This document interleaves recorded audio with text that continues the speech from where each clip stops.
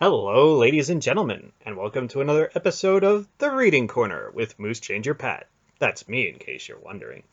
Today, we are reading Chapter 18 of Queen of Sorcery by David Eddings, and as always, you should support the original work by buying the original book. Chapter 18. They left Grenig's house before dawn the next morning, dressed once more in their traveling clothes. They slipped quietly out a back gate and proceeded through those narrow alleys and back streets Silk always seemed able to find. The sky to the east was beginning to lighten when they reached the massive bronze gate on the south end of the island. "How long until the gate opens?" Mr. Wolf asked one of the legionnaires.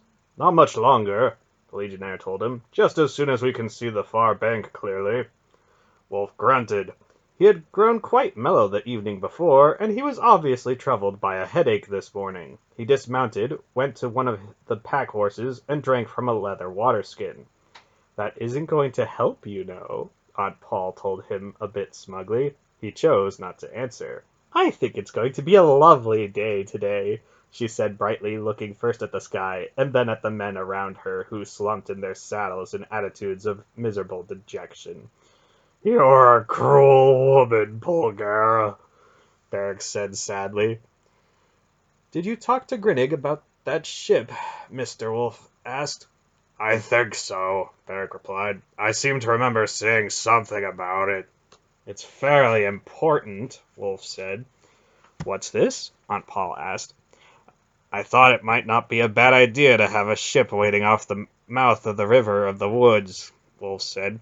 "If we have to go to this tour, it would probably be better to sail rather than wade through the swamps in northern Nyissa." "That's a very good idea, actually," she approved. "I'm surprised it occurred to you, considering your condition last night." "Do you suppose we could talk about something else?" he asked somewhat plaintively. It grew imperceptibly lighter, and the command to open the gate came from the watchtower on the wall above. The legionnaires slipped the iron bar and swung the ponderous gate open.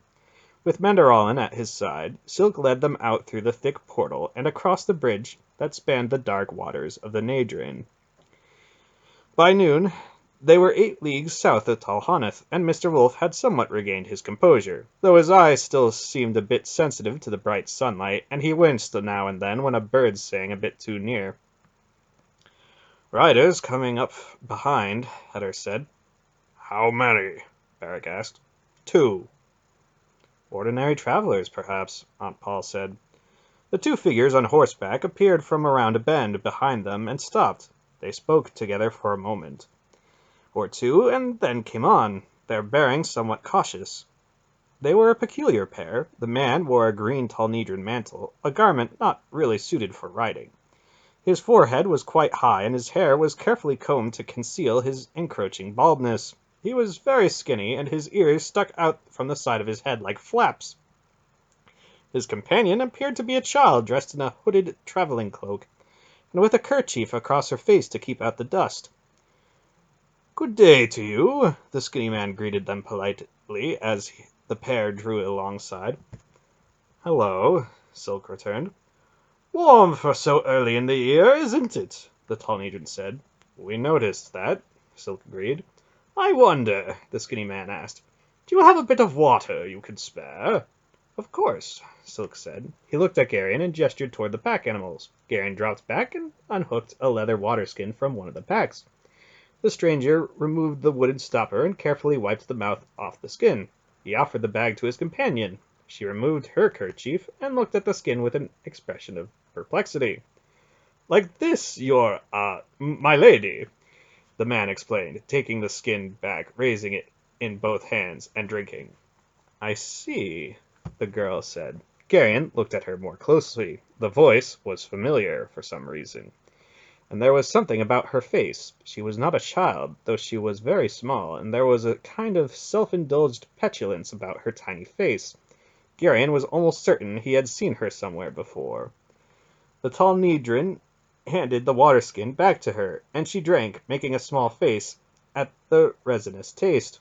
Her hair was a purplish black, and there were faint dark smears on the collar of her traveling cloak that indicated that the color was not natural. "Thank you, Jeebers," she said after she drank, "and thank you, sir," she said to Silk. Garion's eyes narrowed as a dreadful suspicion began to grow in his mind. "Are you going far?" the skinny man asked Silk. "Quite a ways," Silk answered. "I'm Radek of Baktor, a Drasnian merchant, and I'm bound to the south with Sendarian woolens.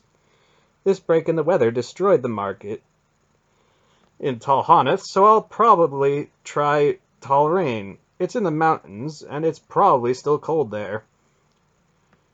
"You're taking the wrong road, then," the stranger said. "The road to Talrain lies off to the east." "I've had trouble on the road," Silk said glibly. "Robbers, you know. I thought it'd be safer to go through Talbaroon." "What a coincidence!" the skinny man told him. "My pupil and I are bound for Talbaroon ourselves." "Yes," Silk admitted, "quite a coincidence. Perhaps we could ride along together." Silk looked doubtful. "I don't see any reason why not," Aunt Paul decided before he could refuse. "Your most gracious, kind lady," the stranger said. "I am Master Jeebers, Fellow of the Imperial Society, a tutor by profession. Perhaps you've heard of me." "I can't really say so," Silk told him, "although that's not too remarkable, since we're strangers here in Talnidra." Jeebers looked a bit disappointed. "I suppose that's true," he said. "This is my pupil, Lady Cheryl. Her father's a Grand Master Merchant, the Baron Reldon. I'm accompanying her to Talbaroon, where she's to visit relatives." Garion knew that was not true. The tutor's name had confirmed his suspicions. They rode several miles further, with Jeebers babbling animatedly at Silk. He spoke endlessly about his learning and continually prefaced his remarks with references to important people who seemed to rely on his judgment. Although he was tiresome, he appeared to be quite harmless. His pupil rode beside Aunt Paul, saying very little. "I think it's time we stopped for a bite to eat," Aunt Paul announced. "Would you and your pupil care to join us, Master Jeebers? We have plenty." "I'm quite overcome by your generosity," the tutor said. "We'd be delighted."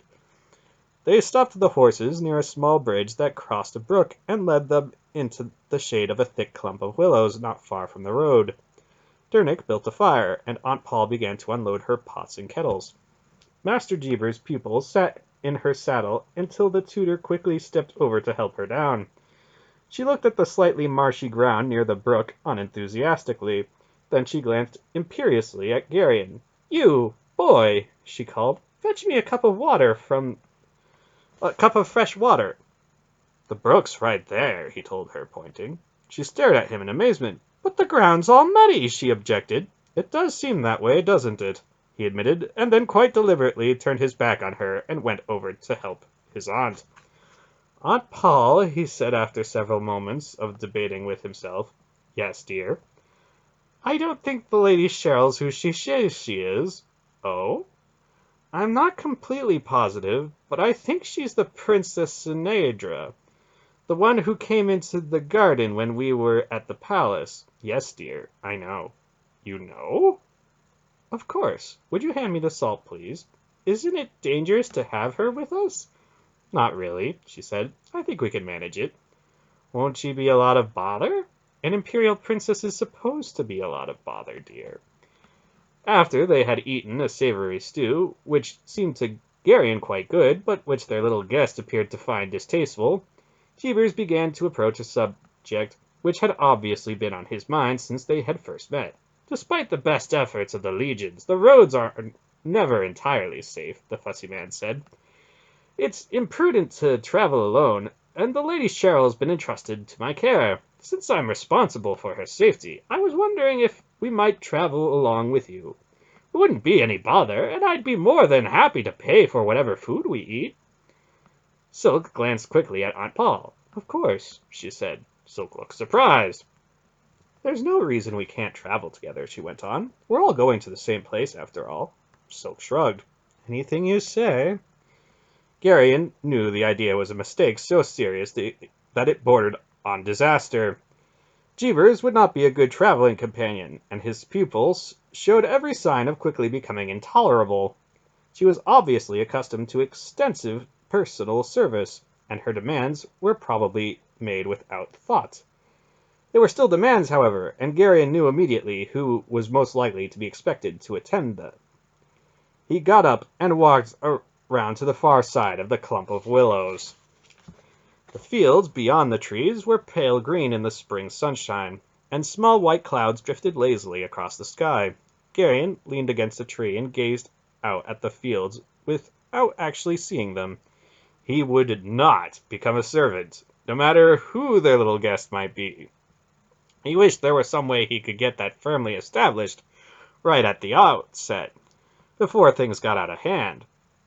"Have you lost your senses, Paul?" he heard Mr. Wolf say somewhere behind him among the trees.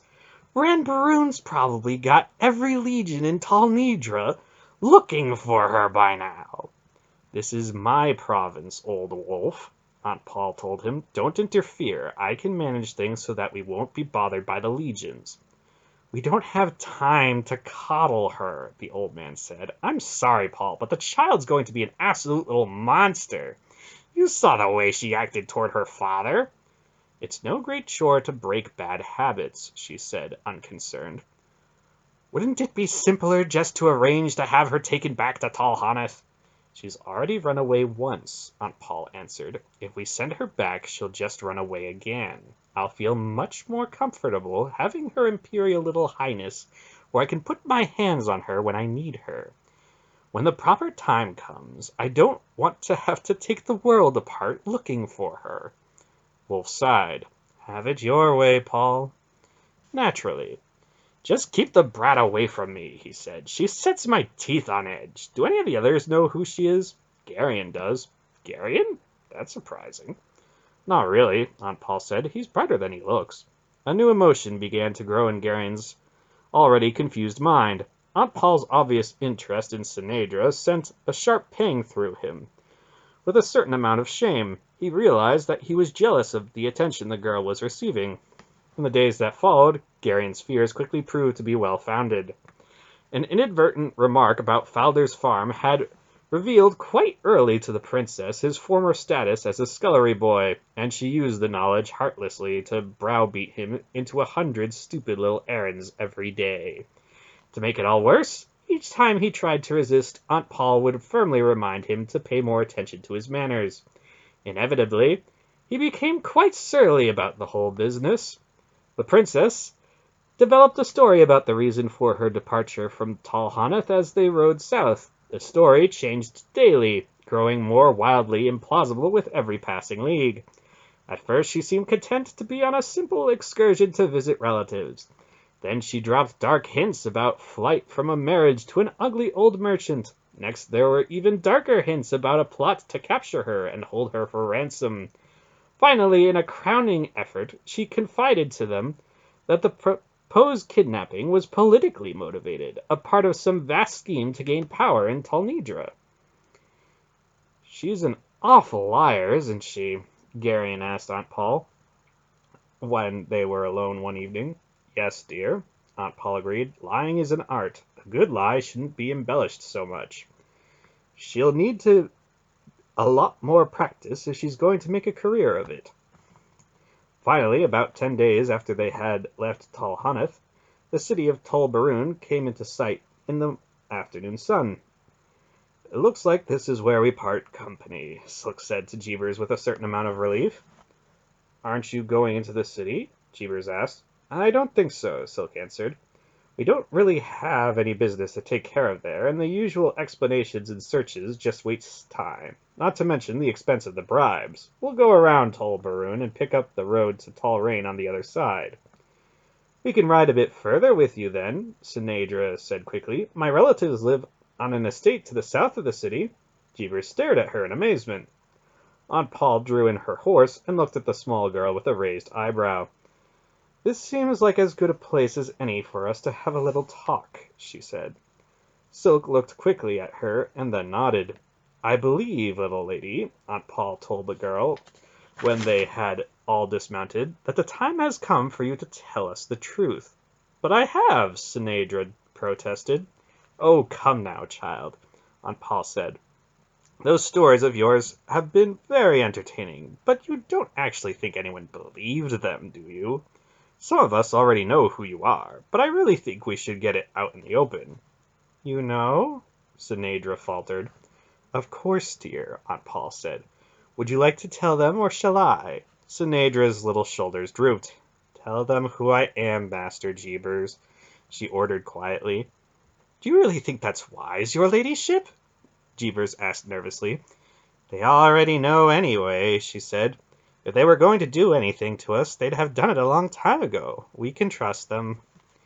Jeebers drew in a deep breath and then spoke rather formally.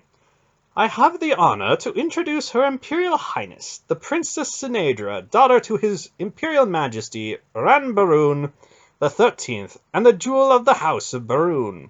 Silk whistled and his eyes widened momentarily. The others showed similar signs of amazement. The political situation in Tal Huneth has become far too volatile, too menacing for Her Highness to remain safely in the capital, Jeebers went on. The Emperor commissioned me to convey his daughter secretly here to Tal Baroon, where the members of the Baroon family can protect her from the plots and machinations of the Vordus and the Honeths, and the Horbites. I'm proud to say I've managed to execute my commission rather brilliantly, with your help, of course. I'll mention your assistance in my report, a footnote perhaps, or maybe even an appendix. Beric pulled at his beard, his eyes thoughtful. An imperial princess travels across half of Talnidra with only a schoolmaster for protection, he questioned, at a time when they're knifing and poisoning each other in the streets. It does seem a trifle risky, doesn't it? Heder agreed. Did thine majesty charge thee with the task in person? Underallen asked Jeebers. It wasn't necessary, Jeebers said stiffly. His majesty has a great deal of respect for my judgment and discretion. He knew that I'd be able to devise a safe disguise and secure a mode of travel. The princess assured me of his absolute confidence in me. It all had to be done in utmost secrecy, of course. That's why she came to my chambers in the middle of the night to advise me of his instructions, and why we left the palace without telling anyone where we were. His voice trailed off, and he stared at Sinedra in horror. You might as well tell him the truth, dear, Aunt Paul advised, the little princess. I think he's guessed already. Sinedra's chin lifted arrogantly.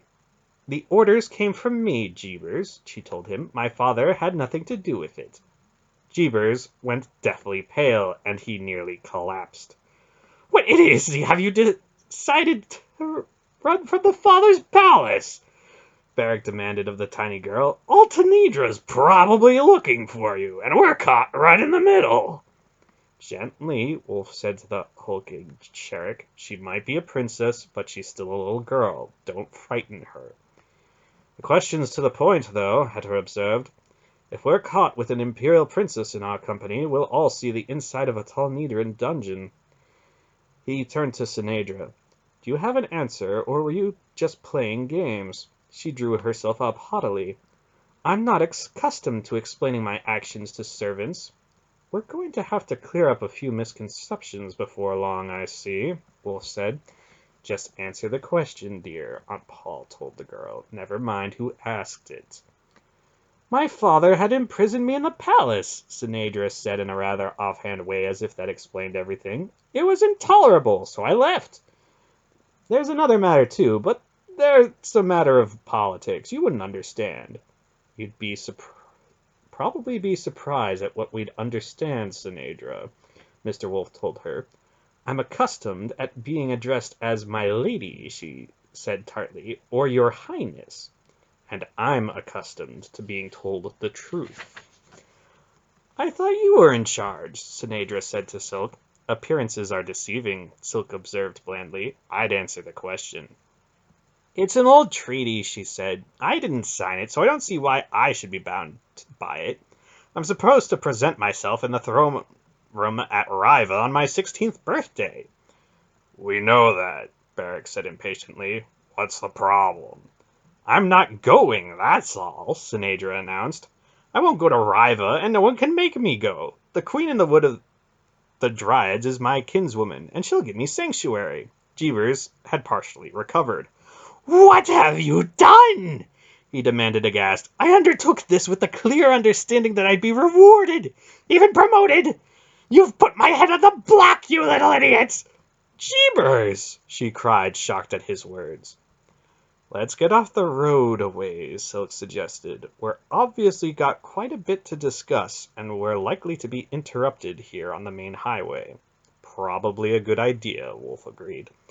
Let's find some quiet place and set up for the night. We'll decide what we're going to do, and then we can start out fresh in the morning. They remounted and rode across the rolling fields toward a line of trees that marked the course of a winding country lane about a mile away. How about there? Dernick suggested, pointing at a broad oak which stood beside the lane, its branches beginning to leaf out in the late afternoon sunlight. That should do, Wolf said.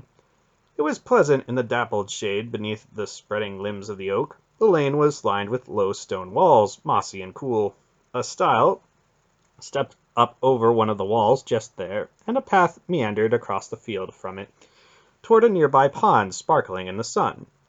We could put the fire down behind one of the walls, Dernick said. It won't be seen from the main road that way. I'll go get some wood, Garion volunteered, looking at the dead limbs littered the grass beneath the tree. They had by now established a sort of routine in the setting up of a night's encampment. The tents were erected, the horses watered and picketed, and the fire was started all within the space of an hour. Then Dernick, who had noticed a few telltale circles on the surface of the pond, heated an iron pin in the fire and carefully hammered it into a hook. "What's that for?" Garion asked him. "I thought some fish might be good for supper," the smith said, wiping the hook on the skirt of his leather tunic. He laid it aside, then, and lifted a second pin out of the fire with a pair of tongs. "Would you like to try your luck, too?" Garion grinned at him. Beric, who sat nearby combing the snarls out of his beard, looked up rather wistfully. "I don't suppose you've got time to make another hook, would you?" he asked. Dernick chuckled. "It only takes a couple minutes." "We'll need bait," Beric said, getting up quickly. "Where's your spade?" Not long afterward, the three of them crossed the field to the pond, cut some saplings for poles, and settled down to serious fishing. The fish, it appeared, were ravenous and attacked the worm-baited hooks in schools. Within the space of an hour, nearly 24 respectable-sized trout lay in a gleaming row on the grassy bank of the pond. Aunt Paul inspected their catch gravely when they returned, as the sky turned rosy overhead with the setting of the sun. "Very nice," she told them, "but you forgot to clean them." "Oh," Beric said. He looked slightly pained. "We thought that, well, what I mean is, as long as we caught them..." He left it hanging. "Go on," she said with a level gaze. Beric sighed. "I guess we'd better clean them," he regretfully told Dernick and Garion. "You're probably right," Dernick agreed. The sky had turned purple with evening, and the stars had begun to come out when they sat down to eat. Aunt Paul had fried the trout to a crisp golden brown, and even the sulky little princess found nothing to complain about as she ate. After they had finished, they set aside their plates and took up the problem of Sinedra and her flight from Talhaneth. Jeebers had sunk into such abject melancholy that he would offer little to the discussion, and Sinedra adamantly announced that even if they were to turn her over to the Baroons in the city, she would run away again. In the end, they reached no conclusion. "We're in trouble no matter what we do," Silk summed it all up ruefully. "Even if we try to deliver her to her family, there are bound to be some embarrassing questions, and I'm sure we can be counted on by the princess to invent a colorful story that will put us in the worst possible light." "We can talk about it some more in the morning," Aunt Paul said, her placid tone indicating that she had already made up her mind about something, but she did not elaborate. Shortly before midnight, Jeebers made his escape. They were all awakened by the thudding of his horse's hooves as the panic-stricken tutor fled at a gallop toward the walls of Tall Baroon. Silk stood in the flickering light of the dying fire, his face angry. "Why didn't you stop him?" he asked Heder, who had been standing watch. "I was told not to," the leather-clad Algar said with a glance at Aunt Paul. "It solves the only real problem we had," Aunt Paul explained. "The schoolmaster would only have been excess baggage." You knew he was going to run away? Silk asked. Naturally. I helped him to arrive at that decision. He'll go straight to the Baroons and try to save his own skin by informing them that the princess ran away from the palace on her own, and that we have her now. You have to stop him then, Sinedra said in a ringing voice. Go after him! Bring him back!